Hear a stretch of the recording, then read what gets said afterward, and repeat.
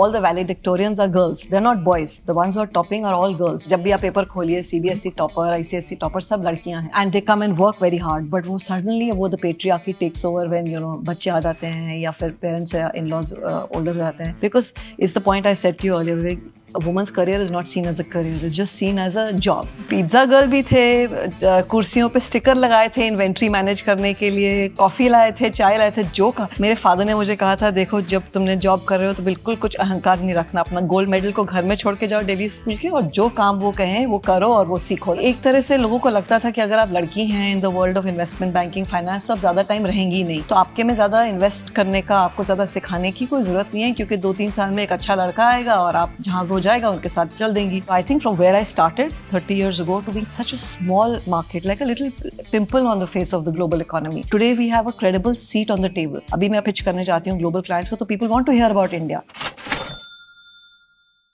Simple है कि इस बहुत ही खास एपिसोड में आप सबका स्वागत है.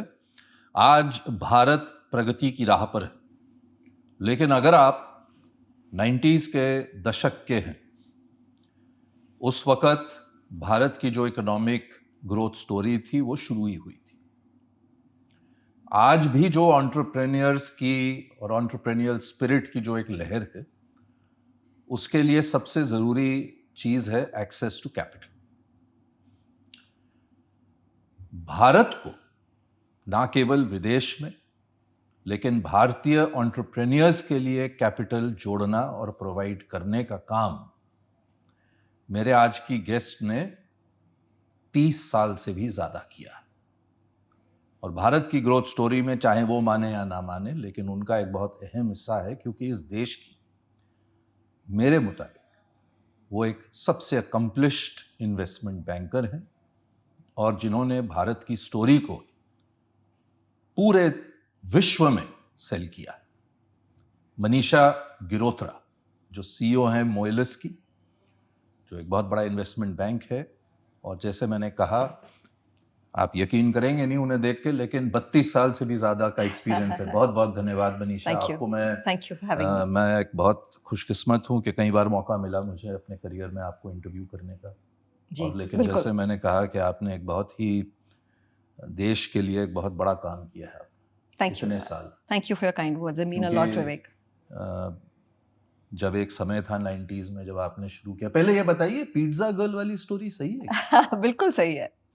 ऐसी बहुत स्टोरीज हैं जो बिल्कुल सही. दिल्ली स्कूल ऑफ इकोनॉमिक्स की गोल्ड मेडलिस्ट जी के बाद आप पिज्जा क्यों बेची? पिज्जा गर्ल भी थे, कुर्सियों पे स्टिकर लगाए थे इन्वेंट्री मैनेज करने के लिए, कॉफी लाए थे, चाय लाए थे. जो कहा मेरे फादर ने मुझे कहा था, देखो जब तुमने जॉब कर रहे हो तो बिल्कुल कुछ अहंकार नहीं रखना, अपना गोल्ड मेडल को घर में छोड़ के जाओ डेली स्कूल के, और जो काम वो कहें वो करो और वो सीखो. That generation was like that. हमें कहा जाता था, राइट. आजकल सब कहते हैं कि वर्क का क्वालिटी क्या है, ये क्या है, वो है. वहाँ तब तो कहा गया था कि, in fact my father used to say, every time your boss passes by, you should stand up and say good morning, good afternoon. It was a very different culture. बहुत अलग टाइम थे. We were grateful for our jobs. And एक तरह से लोगों को लगता था कि अगर आप लड़की हैं in the world of investment banking finance तो आप ज़्यादा टाइम रहेंगी नहीं, तो आपके में ज़्यादा इन्वेस्ट करने का, आपको ज़्यादा सिखाने की कोई ज़रूरत नहीं है, क्योंकि 2-3 साल में एक अच्छा लड़का आएगा और आप जहाँ हो जाएगा उनके साथ चल देंगी.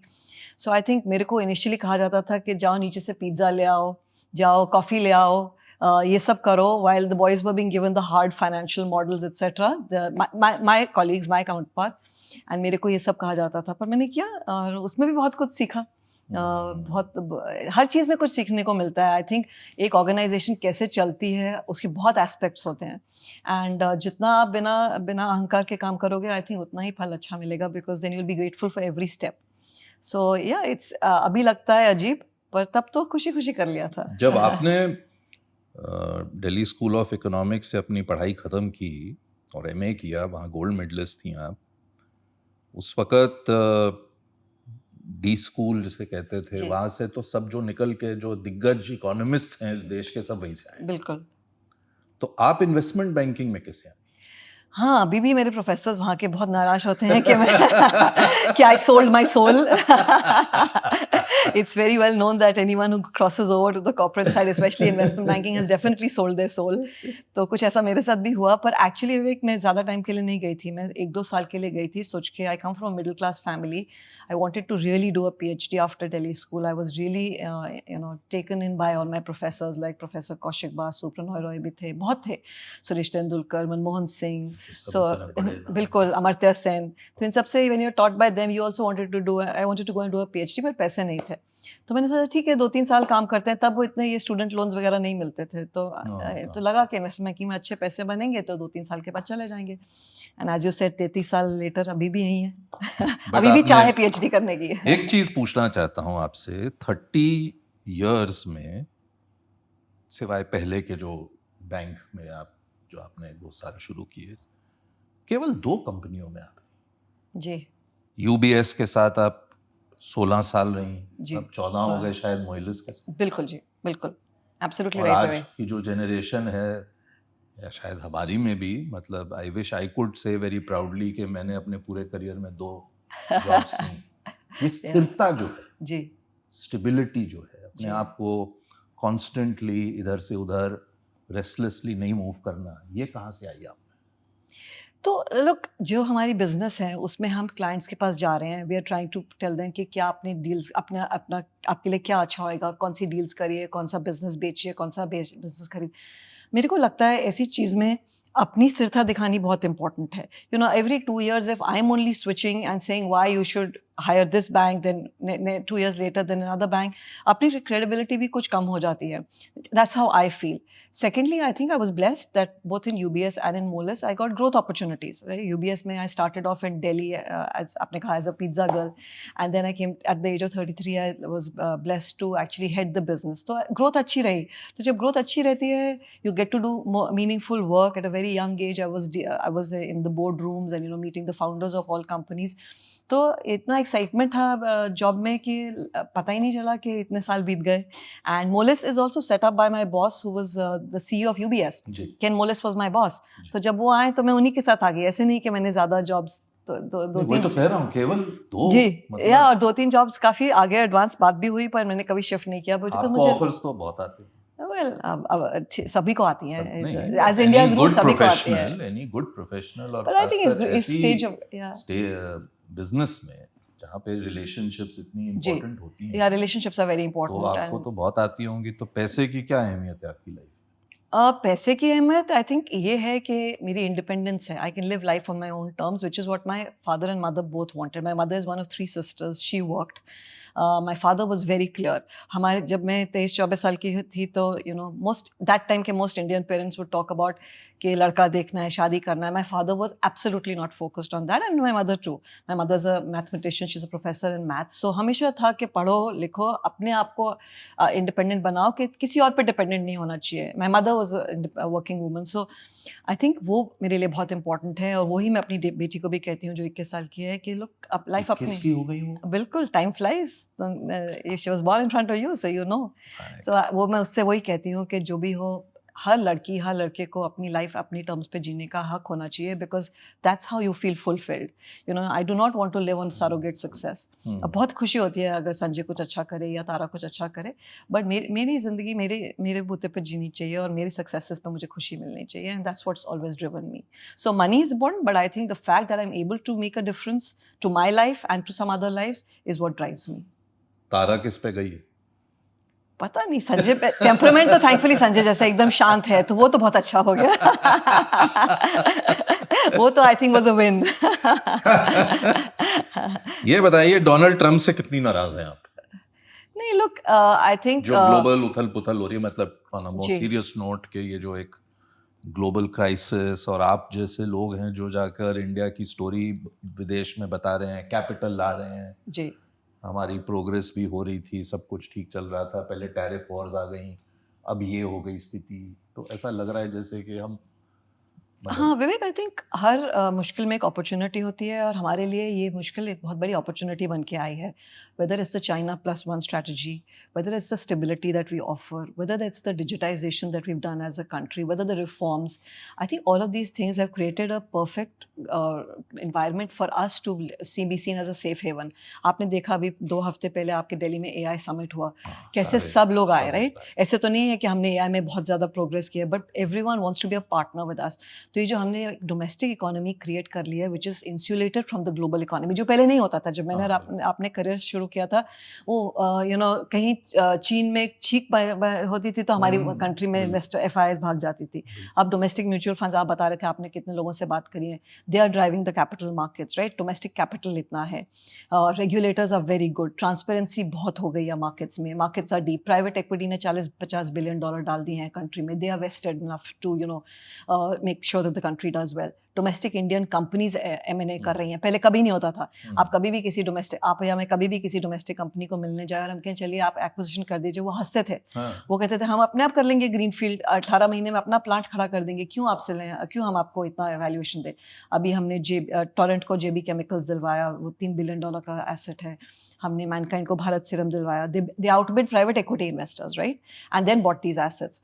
So it shows you that domestic pools of capital are alive, and it's very good. It's at this level, at a $5 trillion economy, हमें आत्मनिर्भर होना ही पड़ेगा in this kind of globalizing world. So I think in a way, India has taken really good advantage of these opportunities and the mayhem in the world, made itself more, अपने आप को ज़्यादा आत्मनिर्भर किया. Plus also the other thing we've done very well is we've diversified our sources of capital. अभी आपने देखा last year Japan से 2 लार्ज डील्स हुई. MUFG ने श्रीराम कैपिटल 4 बिलियन या 5 बिलियन डाला. एमिरेट्स नेशनल बैंक ने RBL में 3 बिलियन डाला. तो सिंगापुर तो Temasek और GIC के through they keep on putting capital in. So we've diversified our pools of capital. We've worked very smartly. We've created new allies as a middle power. We are aligning with other middle powers. And I think we've worked all of this to our advantage. और आज भी देखिए आप 6-7-8% growth है. हम लोग को लगता है कि 10 होनी चाहिए मैं और आप, क्योंकि हम रेस्टलेस हैं. का तो कोई हमारा तो अंत ही नहीं है एक्सपेक्टेशंस का. बट ग्लोबली तो लोग कहते हैं कि ऐसी कहीं ग्रोथ ही नहीं देखी. 400 million urban middle class, all aspiring for better quality of life for their children, for their parents, aging parents, right? आप senior living देखिए, like Antara कितना अच्छा कर रहा है, right? Because everyone wants a better quality of life today. So as a result, we've become a self-sufficient domestic market, which I think has worked very well for us, and that's good, because export-led growth जैसे China की हुई थी, जैसे good super power बन गए वो, जैसे हम कहते हैं, वो अब नहीं हो सकती है in this deglobalized world. Supply chains will come closer to your own geography. तो इस माहौल में अगर आपकी डोमेस्टिक इकोनॉमी अच्छी है तो बहुत अच्छी बात है ना, बाकी लोग भी यहाँ आना चाह रहे हैं. So I think from where I started 30 years ago to being such a small market, like a little pimple on the face of the global economy, today we have a credible seat on the table. अभी मैं अपने global colleagues से pitch करने जाती हूँ global clients को, तो people want to hear about India. पहले तो कोई appendix में होते थे 258 पेज पे, कोई सुन ले तो लकी है, नहीं तो फिर दूसरी रेड आई फ्लाइट लेके वापस आ जाइए. And अभी I am front and center. अभी तो मैंने इंट्रो में कहा कि आपने जब कोई जानता नहीं था हमारे को उतना इकोनॉमिकली, तब आपने इतनी मेहनत की. FDI पे जो आपने कहा मनीषा जी, आपके मुताबिक क्या ये अभी वहाँ जर्नी शुरू ही हुई है? हालांकि ये स्टेबल कैपिटल माना जाता है और कई कंपनीज आई भी हैं हमारे देश में, बिलियंस ऑफ डॉलर्स आए हैं, लेकिन अब टिकट साइजेस भी बढ़ रहे हैं. आप खुद ही कहते जो पहले शायद 100 मिलियन था, बिलियंस में बात कर रहे हैं. बिल्कुल. क्या ये पाइपलाइन आप देखती हैं कि चलती रहेगी? So what's changed from when you and I started कि private equity को तो किसी को मतलब ही नहीं पता था कि क्या होते हैं, right? क्या करते हैं, क्या है. They started off in India. आज हर साल they put about $50-60 billion to work in India. 2 years ago through private equity funds. Through private equity funds, जैसे Blackstone है, KKR है, Advent है, कितने सारे हैं, right? And venture capital funds. तो ये एक बहुत steady pool of capital हो गया है. And Vivek, what's great is that they started off as minority deals, कि किसी में 10% stake ले लिया, किसी में 5% stake. Today they are actually controlling assets, right? जैसे मैंने आपको बताया, Bharat serum, JB Chemicals, these were promoter companies where there were promoter issues. Family members बहुत बढ़ गए थे. They decided कि अब better to split and basically sell the company and give the shareholding to whoever the family members are. तो I think अब वो इन्होंने दिखाया कि हम लोग हमेशा तारीफ करते थे कि हमारे मैनेजर्स कितने अच्छे हैं, जैसे सुंदर पिचाई है, सत्या नडेला है जो US गए, पर इन कंपनीज दिखाया कि यहाँ पर भी कितनी मैनेजमेंट डेप्थ है. They got professional CEOs and CFOs and management teams to run these companies, and then these became saleable, right? Healthium करके कंपनी KKR ने खरीदी.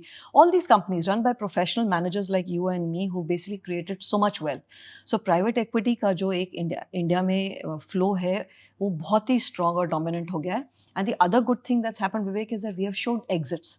पहले क्या होता था, एज आपने कहा, वो एक दो कोई स्ट्रेटेजिक आते थे तो हम कहते थे अच्छा आप इन्वेस्ट कर लीजिए, 5 साल में कोई स्ट्रेटेजिक आ जाएगा, ले लेगा, कुछ अल्कोआ आ जाएगा, वो एल्यूमिनियम का एसेट ले लेगा. अभी कुछ नहीं, अभी तो पब्लिक मार्केट में एग्जिट करिए.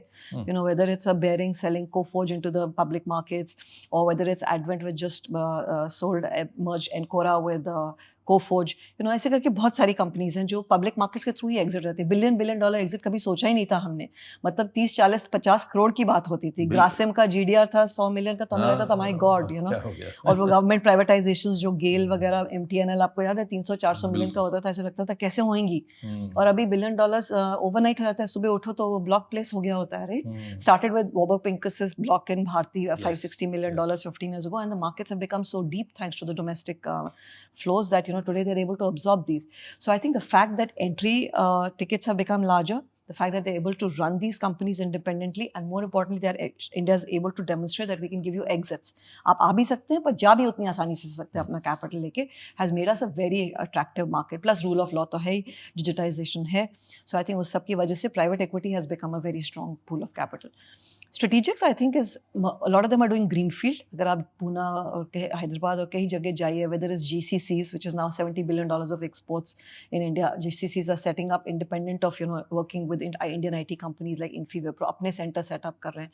Or whether it's manufacturing, like companies like Apple is one of the largest manufacturing bases of Apple today, right? And 70% of their workforce is women, which is so heartening.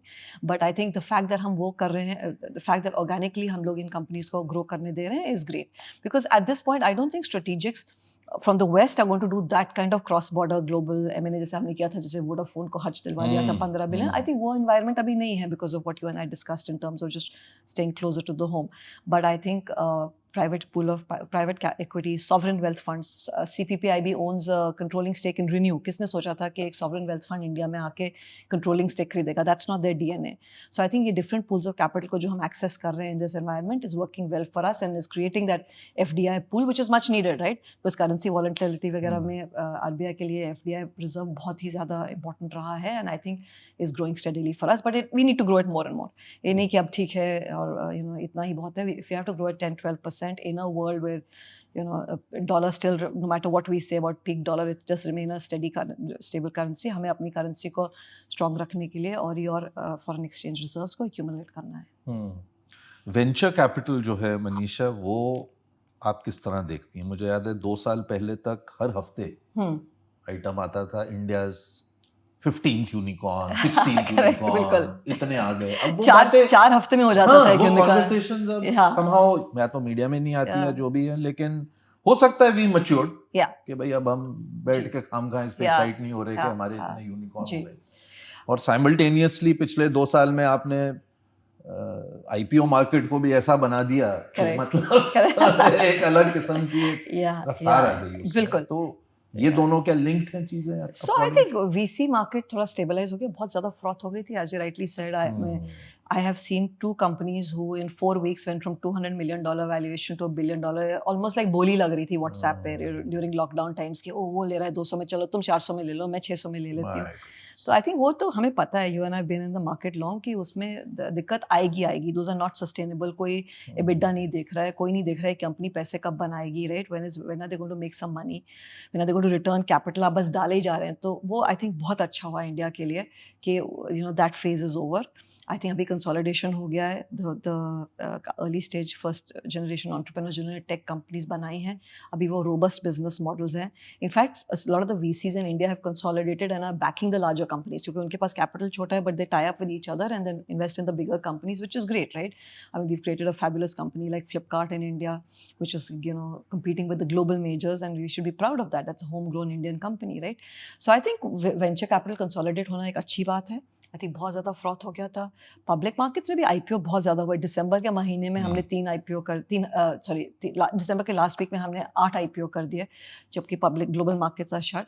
I think वो भी अब थोड़ा stabilise हो गया है. Indian valuations have corrected in the last year, बहुत ज़्यादा बढ़ गई थी, as you rightly said. So I think in a way it's good, because in an environment like this you should not be the most expensive country, right? Because it creates too much expectations, and then the pendulum swings the other way very hard, as you know, Vivek. So I think the fact that now valuations are realistic, the fact that earnings are coming back from corporates, you know, is I think a much better environment, provides more stability and more and better returns, right? Steady returns अभी इस level से आएंगी, and वो better है हमारे लिए. आपने जो मुश्किलें फेस की फाइनेंस के वर्ल्ड में, जो एक मेल डोमिनेटेड फील्ड रही है, वो ऑब्वियसली तारा नहीं फेस करेगी अगर ये फील्ड लेती है. लेकिन आपने अपनी तरफ से जो आपने अपने लेखों में लिखा, अपने ब्लॉग्स में लिखा, जब आपको मौका मिला आपने ये फ्लैग ऑफ किया कि फाइनेंस में 2 चीज़ें आपने मेरे ख्याल से बहुत कंट्रीब्यूट की कॉन्वर्सेशंस के लिए सोसाइटी में. एक था role of women in finance, और एक था वर्क लाइफ बैलेंस. और ये दोनों पर अगर आप, कोई भी आज की जो यंग बच्ची है, तारा अगर सुन रही है, उस पर आपकी क्या व्यू?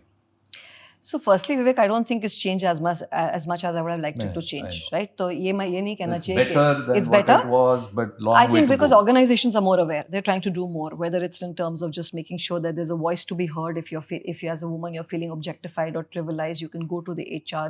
Nobody will. पहले तो शर्म आती थी कुछ भी बताने में कि ऐसे बात हुई हमारे से या कुछ ऊपर नीचे बात हुई, लगता था अपनी कोई गलती है, right? अब वो नहीं है. So I think that stigma is gone. That bit is good. For women who have children or who have aging parents, work from home, flexi hours वगैरह, paternity leave government ने भी इंट्रोड्यूस करी है. तो आई थिंक वो सब improve हो रहा है. Of course it needs to improve a lot more, because as आप देख रहे हैं सी स्वीट में there are not enough women. Entry level पे we are educating our girls with passion, right? And all the valedictorians are girls, they are not boys. The ones who are topping are all girls. कोई लड़का first नहीं आता है, you know, in schools में. जब भी आप paper खोलिए, CBSE टॉपर, ICSE टॉपर, सब लड़कियां हैं. But then, and they come and work very hard, but वो suddenly वो the patriarchy takes over when, you know, बच्चे आ जाते हैं या फिर parents या in-laws older हो जाते हैं. Because it's the point I said to you earlier, Vivek, a woman's career is not seen as a career, it's just seen as a job. कि ठीक है, तुमने 5-6 साल कर लिया, मन बहला लिया, अब तुम घर में फोकस करो, तुम्हारे हस्बैंड की. ऐसा आज भी आपके मुताबिक बहुत है, बहुत बात होती है कि अभी तो तुम्हारा हस्बैंड हर जगह होती है, हर जगह होती है. 10-15 साल में अब तो तुम्हारा हस्बैंड इज अर्निंग वेल, अभी 2 इनकम्स की जरूरत नहीं है एक जन को, तो घर बच्चे बड़े हो रहे हैं, बच्चे नीड द मदर. वहीं पर हम सबसे ज्यादा फील कर रहे हैं, which is why we don't have enough C-suite women, we don't have enough role models, we don't have enough boards में आप देखिए नहीं भर रहे हैं, राइट? क्योंकि वो है नहीं, इनफ है नहीं ऊपर. So I think that's where India is failing. The bottom of the rung we have done very well.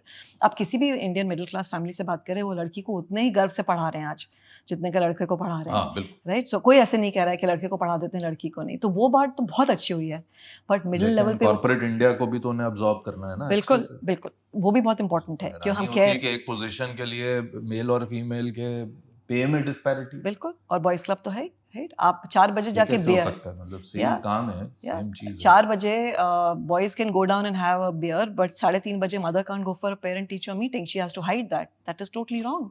क्यों? मैं मदर हूँ, मैं 3:30 बजे पेरेंट टीचर मीटिंग आके 5 बजे वापस आके अपना काम करूंगी. I am sincere enough, but give me that chance, right? I don't have to hide that. I don't have to feel nervous. I don't have to feel embarrassed. अगर आप 4 बजे जाके बियर पी सकते हैं, तो मैं तो पेरेंट टीचर मीटिंग अटेंड करने जा रही हूँ. सो आई फील वेरी स्ट्रांगली कि लड़कियों को ऑन पेपर तो सपोर्ट दे रहे हैं कॉर्पोरेट्स घर, but I think it needs a lot. ये जो फाइट की आपने 30 साल से, मतलब इस ग्लास सीलिंग को तोड़ने की, इससे कभी फ्रस्ट्रेट हुई, स्ट्रेस्ड हुई? क्योंकि आप तो बढ़ती रही, चलती नहीं आगे. बट बहुत कई बार तो दिल बहुत टूटता है जब कोई गलत बात पूछता है या आई रिमेंबर इनिशियली मैं मीटिंग्स में जाती तो सब पूछते थे, अच्छा तो फिर when are you going to be on the family way? तब फैमिली वे एक वर्ड होता था, right? And I was like, ये मेरे साथ 5 मेल कॉलीग्स हैं, उनसे तो कोई नहीं पूछ रहा है, सिर्फ मुझे. So you feel like, and then all 5 pairs of eyes look at you, right? So you feel embarrassed. So, you know, those things tend to make you feel bad, right? Then if your child is unwell and you're not able to take that flight because you're feeling guilty, वो हमेशा होता ही है. Then you feel आपका काम भी travel कर. जी बिल्कुल बिल्कुल. सो आई थिंक वो सब चीज़ों में फ्रस्ट्रेशन तो होती है, ऐसे है नहीं कि हाँ नहीं चलो बढ़ते रहो, you know. But I think at that point family का बहुत इंपॉर्टेंट रोल रहता है. माय पेरेंट्स, माय हस्बैंड के लोग, this to shell pass. They all, I think that's where I lucked out. As I tell all the young girls that when you marry, don't interview your husband, interview your mother-in-law. अगर वो आपके supportive हैं तो अगर आपका ecosystem आपके supportive है, आसान हो जाती है लाइफ, क्योंकि हमारे पास है इंडिया में ecosystem, we believe in supporting our families.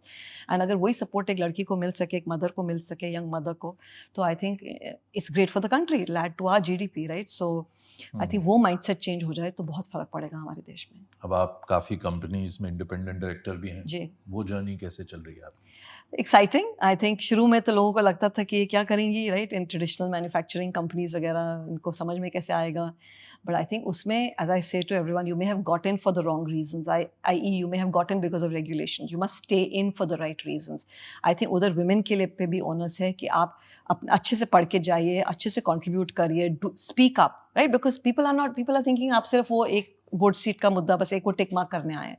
पर अगर आपको अपने लिए और आने वाली लड़कियों के लिए, you have to make the world believe that we can contribute and we have a differential point of view which is useful, then girls also have to come to the table on that. And I think बहुत सारी organizations अभी women को train कर रही हैं to be on boards etc.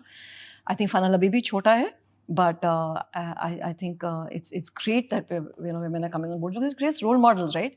आप अगर young girl हैं, आपको लगता है इस कंपनी के बोर्ड पे, मैरिको के बोर्ड पे 2 लेडीज़ हैं, सोना कमस्टार के बोर्ड पे 2 लेडीज़ हैं, बहुत सारी मल्टीनेशनल के 3-4 हैं, तो आपको लगता है ये अच्छी कंपनी है, it encourages women, right? So I think we need more and more.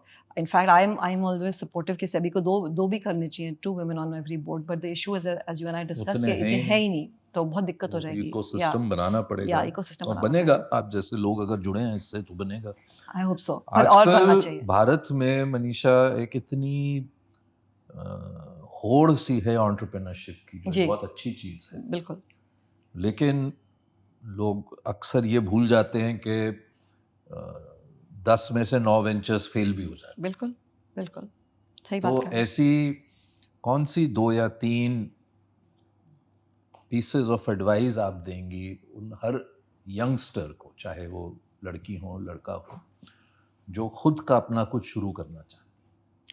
Firstly I think, as आपने राइटली कहा, जब 30 साल पहले तो कभी सोच भी नहीं सकते थे कि आप एंटरप्रेन्योर बन सकते हो। It was seen as a domain of the Tatas, the Birla, the rank, जो आपके हिरासत में मिला। तो मतलब आई थिंक ये बहुत ही अच्छा हुआ इंडिया में that we have said that entrepreneurship is not a bastion which can't be broken by you and me.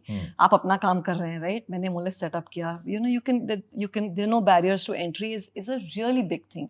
And the younger generation was so confident that they embraced it. हमारे में उतना confidence नहीं था, हमें लगता था कि नहीं हमारा second line of the visiting card is very important. इनको नहीं लगता है, इनको विजिटिंग कार्ड ही नहीं है इनके पास, तो छोड़िए सेकंड लाइन, हमको बहुत इंपॉर्टेंट लगता है कि हमारा टाइटल क्या है। आई रिमेंबर हमारे जनरेशन में वो टाइटल पे मेरे को वाइस प्रेसिडेंट चाहिए, मुझे उसी पे 3-3 महीने एक एम्प्लॉय से डिबेट होती रहती थी when hiring.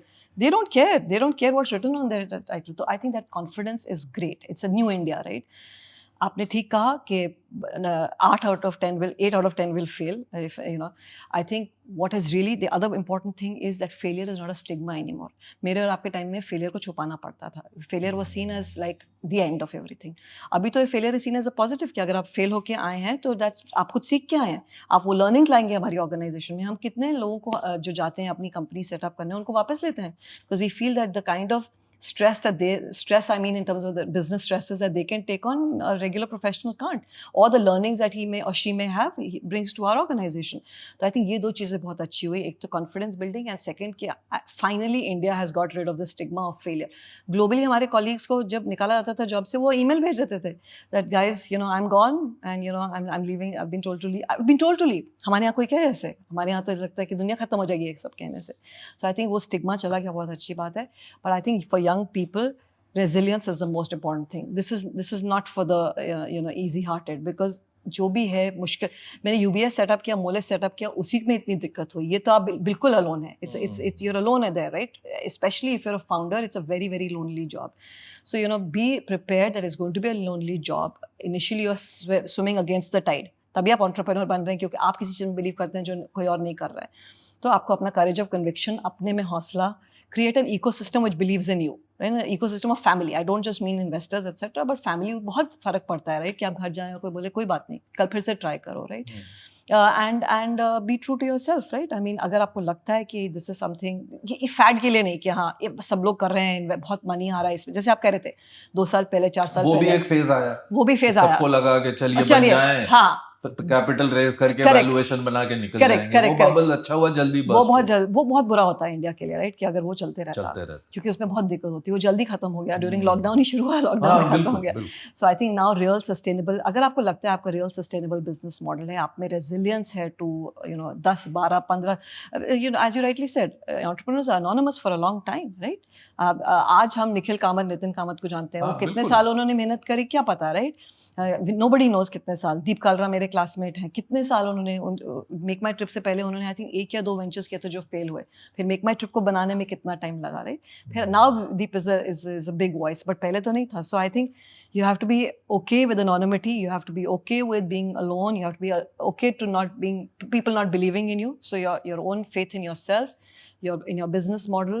And I think सबसे important thing is, अगर आप देखें which are the companies who have done well in best in India, Bharti etc, corporate governance अच्छी होनी चाहिए, राइट। तो शुरू से आपको डीएनए में अपनी, you should have a good corporate governance, do not have shortcuts, शुरू में ही अच्छा बोर्ड क्रिएट करिए, make it a way of life, right, ताकि वही आपकी कंपनी का डीएनए रहे और वही कंपनीज फिर आगे जाके बिल्ड होंगी और सस्टेन होंगी, वेदर इट्स 361 वेल्थ मैनेजमेंट और इट्स ग्रो, कितनी कंपनियां हैं जो शुरू से ही अपना डीएनए को इतना ऑनेस्ट रखा और इतना ट्रांसपेरेंट रखा कि जस्ट उनको लगा ही नहीं कि जब पिवट करना है कि कुछ मुश्किल हो रहा है या पब्लिक मार्केट्स में जा रहे हैं कुछ मुश्किल हो रहा है, quarter on quarter reporting etcetera, तो शुरू से ही ऐसे कर रहे हैं। यही आप देखती हैं जब फर्स्ट लाइन ड्यू डिलिजेंस की आप ही हैं जो खुद डिसाइड करती हैं कि ये कंपनी में लेके जाऊं इन्वेस्टर्स के पास कि नहीं। जी जी, इट तो इज अ क्या बिग हाइजीन ये फैक्टर। आप देखती हैं? बिल्कुल, और ये बहुत क्या एक इंपॉर्टेंट दो हाइजीन factors फैक्टर आप है कि फाउंडर की क्या डीएनए है, फाउंडर ने अपने अराउंड कैसे लोग रखे हैं, has he got a non executive chairman he is willing to listen to, does he have mentors who are advising him, आजकल सबके बहुत लोगों के पास हैं।